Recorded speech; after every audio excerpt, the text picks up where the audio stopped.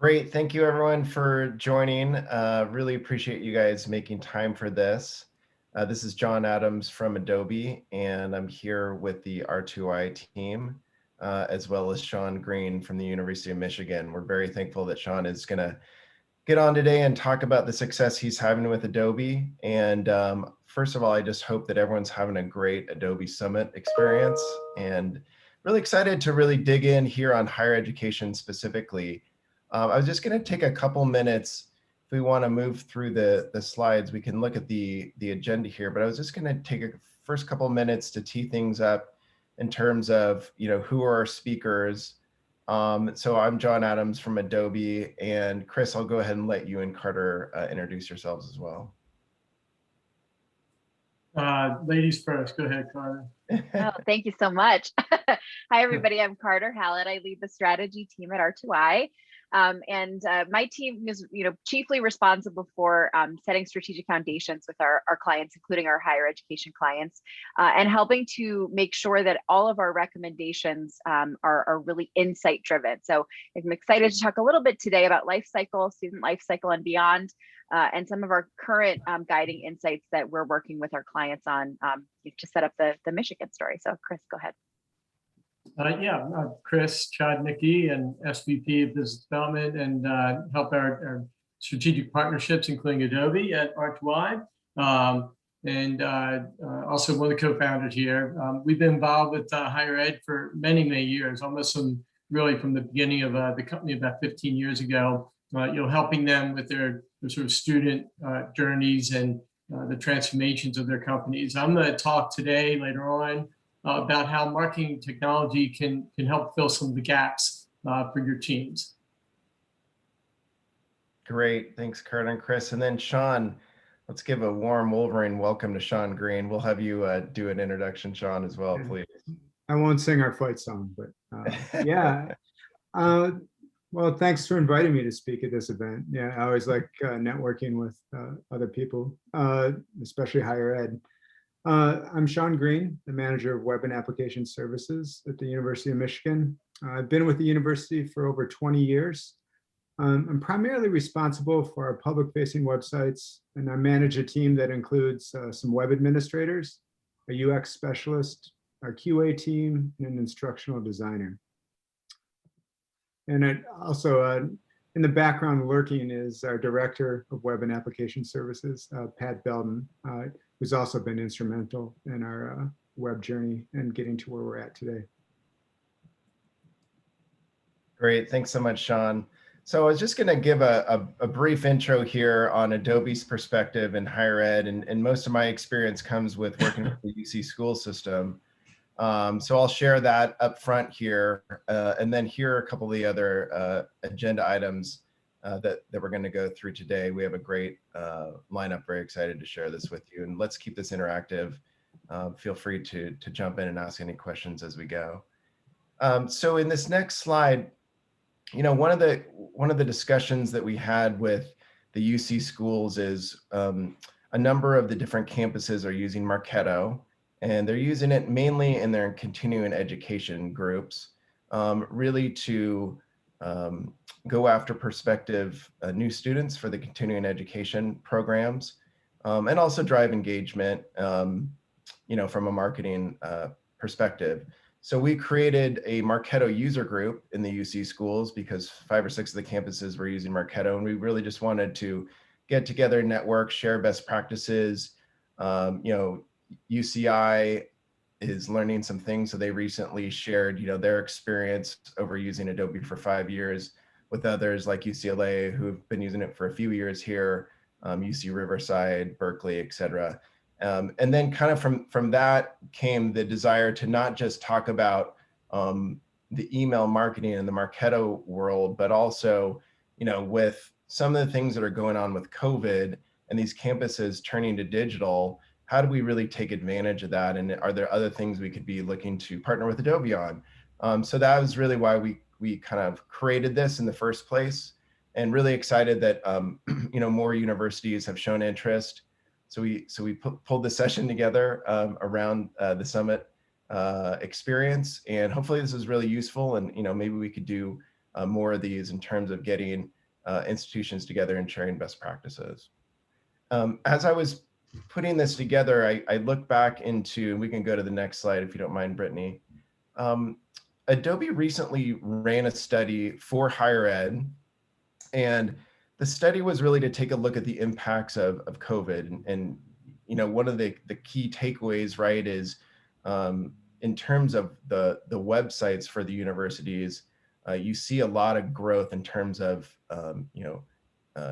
trending. You know, you can see, you know, of March 20, and this graph goes on. We kind of stopped this in the April 20 timeframe, but you see a lot of visitors.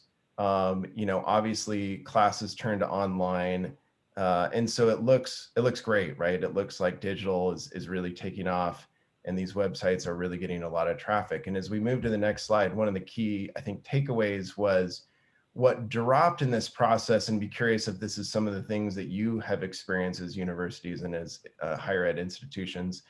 You know, really the time on the site started to drop. The engagement overall started to stop. So while you get excited about the growth from digital in terms of the site visits, the actual you know, engagement and you know, any level of personalization was just really lost, right? So opens up a really interesting opportunity. And this is kind of where we came in our conversation with the UC schools. You know, you see a growth in bounce rate, which shows that visitors are not discovering content to match their personalized needs. So maybe we take it kind of from that Marketo conversation to the Adobe Experience Manager. So if we go to the next slide, I'm just going to set this up and then I'll let the team take this. But really, from the conversations we had with those institutions, with the UC schools, the key goal was to increase prospective and new student engagement. Again, this is a lot of focus on continuing education for that group, but this can be across all of your campuses for various different segments of students. So, you know, really what we heard in from an Adobe perspective is, you know, how do we increase student engagement with personalized experiences? How do we reduce time to market with these new student experiences to roll these out digitally? We have all these people coming to the site. Can we take advantage of that?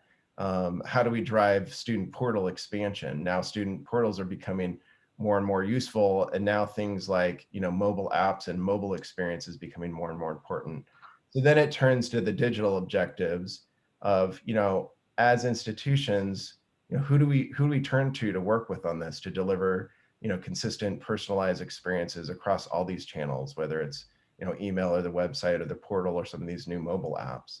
How do we increase agility and efficiency of the experience delivery? And how can we do that as marketing departments and not have such a heavy reliance on IT? Those are some of the things that we're tackling with our customers in the higher ed marketplace. And then finally, how do we easily scale experiences to support things like the new student website or new student portal or these new student mobile apps? So I just wanted to set this up because it really kind of presented itself as a learning opportunity for a group that were maybe doing some of these things, but really not had taken a look at the opportunity from a website or a portal or a mobile app and just overall kind of digital asset perspective. And so that's where we get, you know, really, really excited to have the R2I team on to talk you guys through that and help share, you know, in the learning experience. And then with Sean presenting here and telling the story of University of Michigan, it really, you know, will hit a sweet spot in terms of where this conversation started with our group. So appreciate you guys' time. And with that, I think I'm going to turn over to Carter. Is that right, Carter? Yeah, sure. Awesome. All right. So I'm going to talk. Yeah, thank you, John. I'm going to talk a little bit about the idea of kind of the connected student experience. So let's move on to the next slide, please. So a lot of times, you know, we've all heard the last couple of days that, you know, digital experience is sort of key, and connecting all of the pieces together over the course of a life cycle is really how we are able to have authentic relationships and communications with not only students, but all of our target audiences from a higher education perspective. this is just sort of a quick view from looking at only students, though of course there are many audiences that we would kind of want to understand. Looking at as they go through their journey of looking for a college or a university to attend, of considering it, of balancing their choices, of making the selection and ultimately enrolling, matriculating, becoming a student and graduating. All of this is on one page. There are many touch points here where the technology is underpinning the experience that they're having. So, it starts probably with some sort of outward media, or even a search for a specific program or university, which leads them to our website, where they start to get more information. They begin to fill out forms, schedule interviews, actually do their application. And then that moves through into kind of student portal, all of the digital technology that's needed while they are a student, including, of course, virtual learning these days, and then moving them through to kind of being an alumni. So we want to bring that full life cycle perspective through, so that we're sure that we're not only focused on goals around student recruitment, we're really making sure that the technology is able to support the full life cycle. So on the next slide, just a couple of insights that my team has been working on about, of course, the impact of COVID.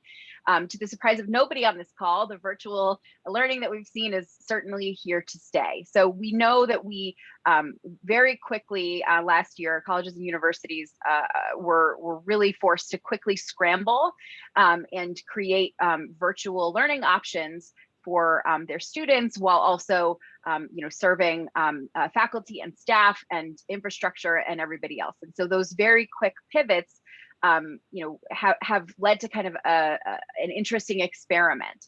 And so the great things that have come out of that are improvements in accessibility, growth of technology. But now that we've sort of quickly cobbled that together, you're probably already looking at what are the things that have worked, what are the things that didn't, and what are the things that need to be changed and assessed. And sort of beyond kind of the current state of offering the same programs virtually, we're already working with many of our clients on kind of alternative learning courses that are kind of coming out of this. And so things like certifications, boot camps, moving into kind of in the direction of accessibility. And even some of these opportunities have arisen, just because of what we've seen over the last year. So this major shift in behavior certainly is impactful. And so prioritizing technology and digital transformation efforts, that's the way that colleges and universities will continue to be able to distinguish themselves and guide their institutions out of the pandemic in a stronger position than they were going into it. On the next slide, another big shift that we're seeing is a change in audiences. And so it's for many of the schools that we work with, their new classes of students that they're looking at are made up of slightly different groups than they have before. In general, college enrollments were down significantly last year. Of course, there were a lot of students who were unsure and were willing to take a year off or delay until they could have what they considered a more traditional college experience. But we're also seeing a lot of losses at community colleges and amongst students of color, as well as international students. There's a graduate school that we work with who had a significant portion of their students come internationally. And though that was not possible because of COVID, they're seeing that continue to be an issue for future years that they are recruiting for now. And so what we've had to do is adjust our recruitment and retention strategies as well, to be flexible as student needs change. One of the ways we've done that, for example, is we've used this time to better understand the types of programs that students are coming to that graduate school for, and better drawing parallels between full-time, part-time, and certificate programs within different disciplines. These are programs that existed before COVID, but because of the way that we're presenting the content on the website, it feels like a better menu of choices for students. And so we hope that, and we're seeing already that it's leading to some better retention for students maybe whose life circumstances have changed. So another thing we're thinking about there. On the next slide, ultimately, the kind of North Star here is really using the convergence of data and technology to create this fully connected student experience. And so that is the expectation that we all have in our daily lives with all of the businesses and brands that we work with, and higher education is no different. What is different is the expectation of being connected and being a part of a community within a college or university. And so as there are things that are changing outside of our control, that's one thing that we can make an impact on, continuing to create this sense of belonging, which is going to not only attract students, but make them more engaged, and then keep them engaged as they continue on to become engaged alumni and ultimately donors. We know that there are significant gaps in expectations right now in the student experience, and using student data profiles and connecting data on the back end in terms of reporting will allow us to better deliver those personalized experiences at scale. That will lead to those strengthened relationships. So just a couple of insights to share there. I'm going to hand it over to Chris to now kind of talk about how does technology kind of bridge the gap and address all of those challenges that I just identified. Yep, thanks, Carter. Yeah, so basically, talking about those student experiences, and everybody, it's kind of like top of mind, if you will, of being there, whenever they're trying to find information about, your university or college, and, depending on where they are in their journey, being able to tap into that. And, from a technology standpoint, that can be a very big challenge, right? And the way we look at it is that you need to make sure that you have a digital foundation in place. And you also have data. We all know you have data. You have your CRM data from Slate, you have analytics data, website traffic data, you have so much data. So data isn't always, isn't really the problem typically. The key here is how you integrate it, how we actually leverage blended data, how you actually tie in and can make sure that you have a seamless experience between different channels, that your technologies are feeding that information in a timely manner. So the way we look at it is, you have to make sure you have this sort of unified foundation established in order to accomplish what you want out of marketing technology, but more importantly, make sure you have the right touch points with that student. In this slide, basically, we're looking at things in a couple different perspectives, and what we find is it's easier said than done, right? There's a lot of gaps and a lot of challenges in being able to do that. So, on the left side, you can see you have these personas, right? You have the prospective students who are interested in potentially, your college. I personally have a junior in high school right now. I also have a kid that graduated last year and another one that's in college. So I'm personally feeling this, as a family member, as a parent. That's yet another persona. You have the student in college. You have them graduating and starting their career and going to alumni. You all know who your personas are, but being able to kind of reach each one, is really where the challenges are, especially in today's world. If you look at that middle section right there, engagement. I mean, I could have filled that box up. There's so many different ways, especially with the younger generation, that they're used to having and gaining information, not only gaining that information, but they're expecting it to be there. And if it's not, you've lost that moment, right? And so on the right-hand side, we're talking about, what does make up those pillars of your digital foundation? So you do have your content management system, your CRM, your analytics. These are the typical, if you will, foundational elements that you should have in place. The key, once again, is making sure that they are tied together, that they're integrated, that they're working together. Sometimes that's with a suite like Adobe. Other times it's more of a hybrid model, a best in breed. Regardless, you need to make sure that they're all talking together. So one of the biggest challenges is doing that, because most often what we find is it's very, very disjointed, right? And you may have a best in breed, type of system, and yet you're not tapping into all of those capabilities. And the last thing that frankly, both John and Carter were talking about is, add into the mix this last year of COVID, and talk about a challenge. If you weren't ready for it, you are, I'm sure, in motion, right now of getting, these things a little bit more in line. Okay, Brittany. Okay, so, now we sort of have those challenges laid out.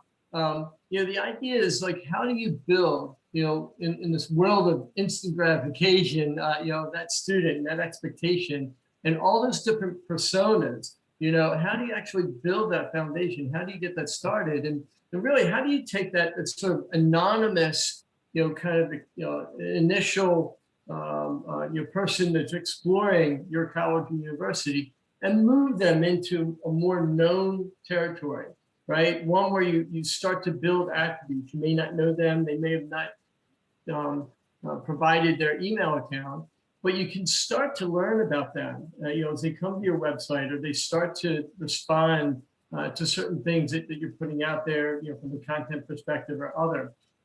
So the idea is that you're starting to target them, but in a positive manner, with information they are in need of. And in the middle section right there, you can go with the suite, like Adobe. We're here today. We're talking, if you will, with Adobe on this. So they do have a suite that covers the majority of those pillars that you could leverage. And it's all in this sort of circular manner, right? In terms of how you can build out the system and make sure that you're tapping into the data that you're leveraging, that you can reach out to the various channels. And I'm not talking just the website, right? All of those channels right there in that timely manner. Excuse me. So this will be the ideal world, if we could establish that proper digital foundation. Okay, Brittany. So, that's the ideal world. How do we get there? And sometimes you have to, take that crawl, walk, run, type of approach. And everybody's at a different sort of maturity level. I think the key here is, hey, we're that maturity level. You're never going to hit that finish line. There's always going to be a sort of never-ending journey to get there, but you have to start it. You can't have analysis paralysis. I think the keys, though, are that you need to make sure that you have these sort of, if you will, non-negotiables in place. You have to be nimble. If we've learned anything over this last year, is that you have to do more with less, right? And really kind of one of the interesting things is, as we come out of COVID, and knock on wood, everybody, is going to be, we will have things back to normal, and we're moving in that direction. But as we move in that direction, budgets are freeing up, or we have a lot of learnings that have occurred, and things have been accelerated. And that could be both from a skill, like a resource perspective with the people in your team, for instance. It could be the technologies. You could realize, hey, you have a great technology, but we're not tapping into it. Or it could be, I have a gap in my technology, and I need to really address that gap. And I mentioned that, the underlying weave here is data. Hopefully you realize in this last year, especially, that, where you have clean, healthy data versus something that is not useful, and how you might be able to, best leverage, certain data could be blended together to make a decision. So we look at, a starting point, really in trying to figure out and build, on your marketing maturity, that initially just have to kind of take maybe a step backwards or just a moment here and do an assessment. Let's look at what that, marketing technology stack looks like today. And we see a lot of groups actually consolidate their marketing technology stack in this last year. So they did an inventory. They didn't even realize, how many different applications they were using, or different departments were using one application and another department didn't even realize it, right? Or things weren't centralized. There's a lot of centers of excellence that have started to happen in a reorg within a lot of the groups that we're working with. So the very first thing to do here is to make sure that you can take a step back, and, and, and, and, and, and, and, and, and, and, and, and, and, and, and, and, and, and, and assess where you stand with that technology stack. Number two is, hey, this is unique to each one of your colleges and universities. What is your value realization?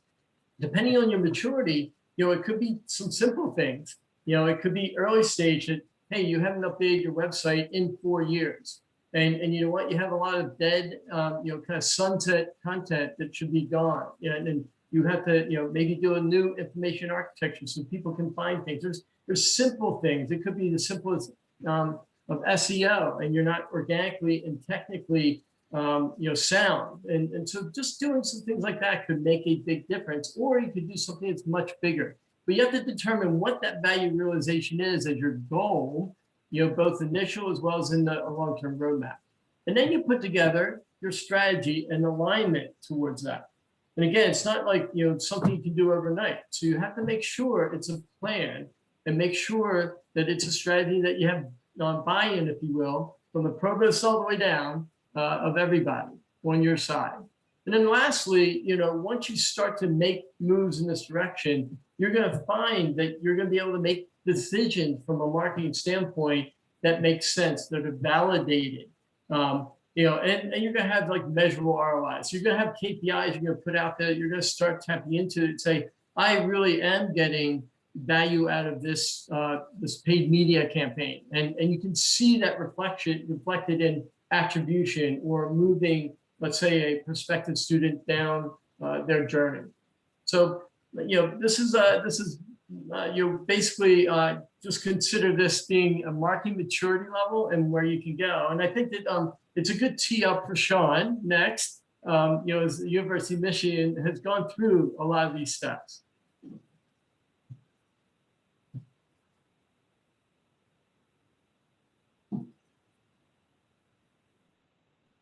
As mentioned, yeah, I'm Sean Green, Manager of Web and Application Services here at the university. And I'm missing being at Summit for the second year in a row. Usually I'm doing a lot of networking now, seeing Chris, and also losing a lot of money at the blackjack table. But hopefully we'll all be back next year and get to network with some of the people on this Zoom session today as well.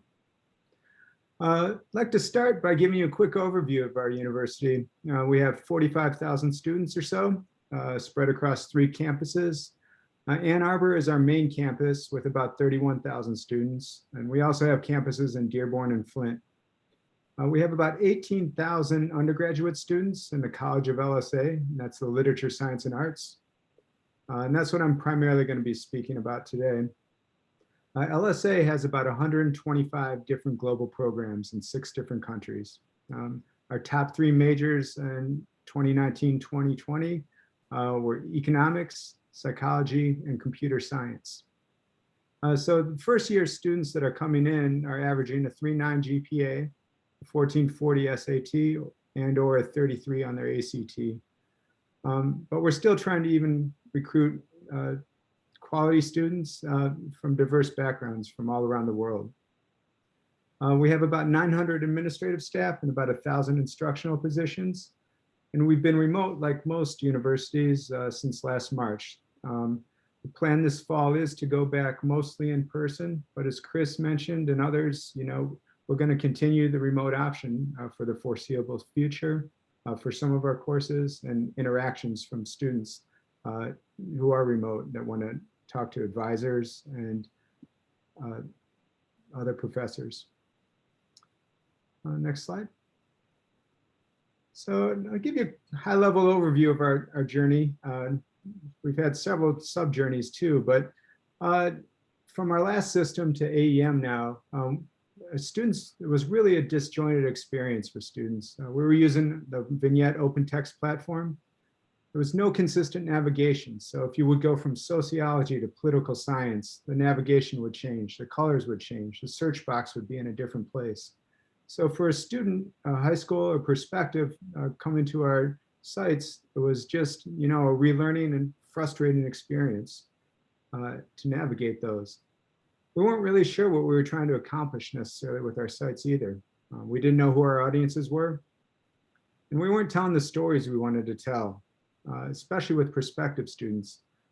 As mentioned, our first touch point with them is usually, 2 a.m. They're on a couch somewhere, and they're checking out different schools and departments and programs.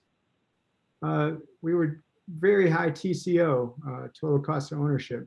We were hosting our site on in-house, and we were supporting about 8 servers that were on a 3 to 4 year upgrade cycle.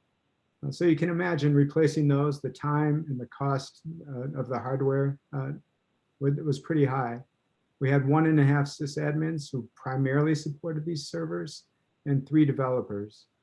I know that with some virtualization as containers now, we wouldn't have to necessarily buy the 8 servers like we were. But still at the time, it was a very high cost. The upgrades and patching took a long time to deploy to all the instances that were in our dev, staging, and production tiers. We had about 25 different codes, versions of code powering our sites.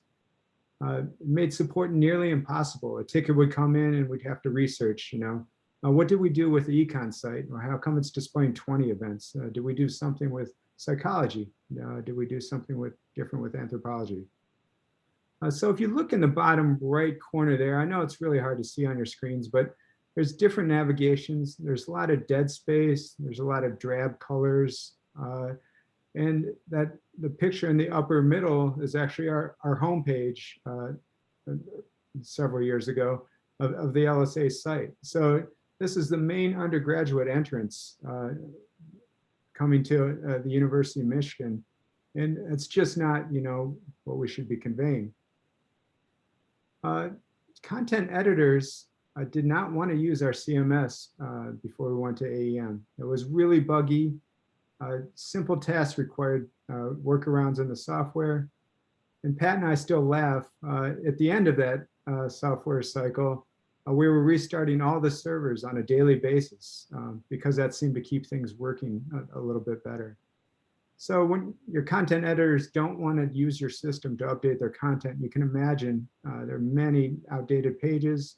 We were blamed for people not doing work, and it was just a bad web presence.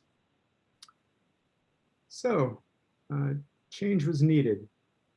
Next slide. I do have to throw in some football references because that's another thing that often gets a lot of change is needed comments from around the university. But yeah, that exasperation, it was kind of the, oh my goodness, what we were feeling within our IT and marketing departments about our sites. So we decided on an external review of our sites and our web processes. We decided it would be best to do an external review to help validate any findings that came about. So no one group would have any bias in their assessment of our current setup. We've also felt we were also all too close to the work. We've been building the system year after year, and things are failing, and there were some good things as well, but we were too close to the work. So we needed a new pair of eyes to come in and take a look at what was going on. And we also didn't have the expertise in-house at that time to really do a full extensive evaluation. So we did choose R2I to give us a current state and recommended next steps. We decided on the engagement, and we agreed to 6 months looking at our entire web environment, and they did nearly 70 stakeholder interviews with just about every constituent or any audience that you could think of that would have any interaction with our site, even people that had no ties to the University of Michigan. So we covered all our bases there and did a lot of research and got a better handle on who our audiences were. So before that, we just didn't really know. We did get a final report from R2I. It was about 70 pages, and we also had some appendices too. So a lot of data to go through. It was really great. And we were able to share this with our dean and leadership and other stakeholders at the university. And again, going back to that, having the external review, we thought that was important. And wow, this company did it along with us, did a lot of research, in-depth research, and came up with this. So we evaluated 10 different CMS platforms. We quickly narrowed that down to 7. And in the end, we chose hosted AEM managed solutions. So we decided to make a pretty significant change here, not having our web services hosted, at least for our public-facing websites and intranet, in-house anymore, to get rid of some of those costs. And I'm happy to go through some of that with you offline if anyone wants to follow up there. Next slide. So the implementation, the changes, this is a little more of a tech speak, but in a subsequent engagement, we did hire R2I to help implement AEM as our web platform. Our designers and developers worked closely with their team. We configured the software, customizing some components, and did a lot of just general knowledge transfer. Our team also took Adobe training, developer training, and there was content editor training. So at that time, we felt pretty confident that we could take this on and be self-sufficient pretty quickly. And yeah, not too long after that, we were self-sufficient. Our developers are outstanding now, and we have a strong team supporting various aspects of the software. So what I'm getting to, though, is, the change in the platform is going to lead to more content editing, easier engagement, and people actually wanting to come to our sites. Another thing we did, we implemented analytics on all of our sites, up and down. It was just really spotty before, some units asked for it, others didn't even want to look at it. They said, we'll have no use for analytics. But now everyone was going to have analytics. And at least from the college standpoint, we could look at, what was going on. And really surprising, well, not so surprising, but it took a while for people to really realize how valuable this data is. Now we're getting routine requests for us to come in and reevaluate their website and see how they can make their sites better. And lastly, we engaged with our marketing team and gave much more thought to the purpose and goals of our sites. We even went by department. There were some units, history, for example, they weren't getting any undergraduate students. So how can we build our site to recruit undergrad students, make it more appealing to them? Some people wanted more grad students. Econ was even, hey, can you put this in because we want to recruit some faculty from around the world. If they come to our site, maybe they'll see the types of projects and work we're doing. So it was across the board. Yeah, we were tweaking each site and the content and even the images that are appearing on each one of those sites to better reflect what we're trying to do. So if you see in that, on the whole right-hand side there, what can you do with an LSA degree? That's actually an interactive wheel. If you click on any one of those, you can see the ties that your LSA degree, some of the business areas that you can get into. And also in the middle there, you can see our dean. This is our LSA magazine that is, I think now published its last print piece. We've been online for about 1.5 years with our magazine, and it's highly trafficked. We get a lot of traffic through here. So the dean's there, and we're telling stories, and we're telling more stories, and reaching students. The email blast goes out to several 100,000 people in the business world, alumni, students, and even prospective students. So next slide. Where we are today. You can see on the left-hand side of that screen, the website there is our Natural History Museum. We have a lot better imagery. We're full width. We now have over 160 sites in AEM, and they all have a fairly consistent site design, navigation, and a common code base, which is a lot easier to support. We also give our editors enough editing latitude that they feel like they're in control. They can post images from events that they're doing, announce speakers, customize some of their people tables. They want to highlight staff doing X, Y, and Z. We can highlight publications that are big. A lot of our departments have timely things on the news. So they want to showcase this book or this faculty member on their site. We now use the AEM platform for our college and department intranet too. Our developers did a great job tying in our single sign-on So now we do have a few of our internet sites allow for undergraduates to log in and get information that we just don't necessarily want public, available to everyone. There's a lot of information in there for staff as well, and faculty, meeting minutes, and other faculty initiatives and goals down the road. We've implemented an LMS, a learning management system, using Canvas. Our lead trainer has built a tremendous training and open lab setup. We conduct 2 open labs a week to support AEM. We allow people to come in and edit content. They can ask any questions they want. Hey, what does this component do? Can I highlight this video on our homepage? And we're there to help them out. We did have to pivot really quick, like most people did, but it only took us about a week to go fully virtual and on demand with our training last year. So really, we were just down about a week and a half, and we were back. We were having Zoom interactive sessions with breakout rooms, with staff going in and helping our content editors with any questions they have.